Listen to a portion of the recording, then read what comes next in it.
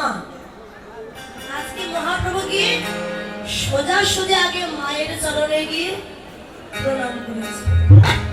সচি মাতা দেখলেন নিমাই রঙে ধুলি মাখা।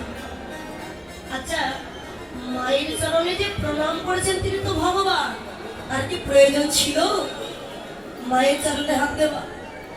কিন্তু এইটা বলো আপনি আচরণ ধর্মজীবীর শিক্ষা, নিজ আচরণ করে জগৎ শিক্ষা দিলেন। জানো, পিতা মাতাকে ভক্তি শ্রদ্ধা করো। আমরা কি করি? পিতা মাতাকে প্রণাম না করে, ভক্তি শ্রদ্ধা না করে, ওই যে বড় বড় মন্দিরে বড় বড় বিগ্রহ দেখে ষষ্ঠাঙ্গে প্রণাম করি, কিন্তু নিজের পিতা মাতা চরণে একবার প্রণামও করি। মহাজন বললেন, মন্দিরের দেবতা কিংবা দেবী আপনাকে কি আশীর্বাদ দেবে তা জানি না,